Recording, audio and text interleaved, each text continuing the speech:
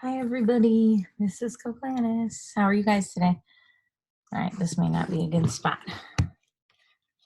Okay, I'm going to read you guys a story called Interrupting Chicken. This book is called Interrupting Chicken, right, Papa? Yes, now please don't interrupt the story. By David Ezra Stein. This is a Caldecott winner. So, it was published by Scholastic. It was bedtime for the little red chicken. Oh, sorry. Okay, my little chicken, said Papa. Are you all ready to go to sleep? Yes, Papa, but you forgot something. Well, what's that? Asked Papa. A bedtime story.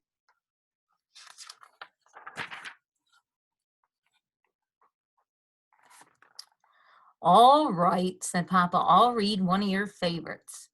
And of course, you are not going to interrupt the story tonight, are you? Oh, no, Papa, I'll be good. What do you think he's going to do? Hansel and Gretel. Hansel and Gretel were very hungry. Deep in the woods, they found a house made of candy. Nibble, nibble, they began to eat the house until the old woman who lived there came out and said, "What lovely children! Why don't you come inside?" They were just about to follow her when a little red chicken, and she said, "Don't go in! She's a witch!" So Hansel and Gretel didn't. The end. Uh-oh. She interrupted.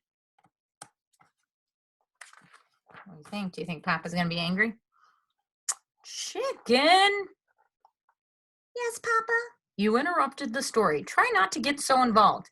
I'm sorry, Papa, but she really was a witch. Well, you're supposed to be relaxing so you can fall asleep. Let's try another story. I'll be good. Okay, make a prediction. Do you think he's going to get interrupt again? Little Red Riding Hood. Take this basket of goodies to Grandma, said Little Red Riding Hood. Hood's mother, but don't stray from the path, darling. The woods are full of danger. Red Riding Hood skipped along through the deep woods. By and by, she met a wolf who wished her good morning. She was about to answer him when jumped a little red chicken, and she said, "Don't talk to strangers." So Little Red Riding Hood didn't. The end. Interrupted again. Chicken. Yes, Papa. You did it again. You interrupted 2 stories, and you're not even sleepy. I know, Papa. I'm sorry, but he was a mean old wolf. Yes, now get back into bed. Okay, Papa, let's try one more story, and I'll be so good. Do you think he's going to interrupt again? Ooh, this story is called Chicken Little. Chicken Little was hit on the head by an acorn. The sky is falling, she thought. She was about to run off and warn Goosey, Lucy, Ducky, Lucky, Henny Penny, and everyone on the farm that the sky was falling when jumped a little red chicken, and she said, "Don't panic! It was just an acorn!" So Chicken Little didn't. The end. Uh-oh.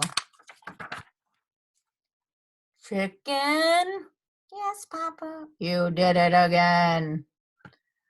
Oh, Papa, I couldn't let that little chicken get all upset over an acorn. Please read one more story, and I promise I'll fall asleep. But Chicken, said Papa, we are out of stories. Oh, no, Papa, I can't go to sleep without a story. He's climbing up into bed. He's climbing into his Papa's lap. Then, oh, said Papa, yawning, you tell me a story. Me tell a story? Said the little red chicken. Okay, Papa. Here we go. What does it look like Papa's doing? He looks like he's about to fall asleep. Bedtime for Papa. Bye, chicken. Once there was a little red chicken who put her papa to bed. She read him 100 stories. She even gave him warm milk, but nothing worked. He stayed wide awake all.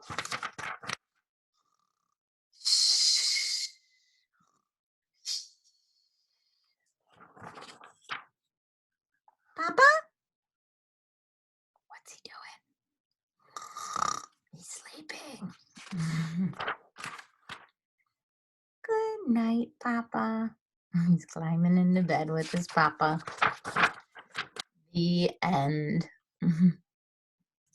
So Papa couldn't make chicken go to sleep, right? The chicken made his own papa go to sleep. All right. Hope you enjoyed this story. Woo. Have a great day, everybody. Miss you.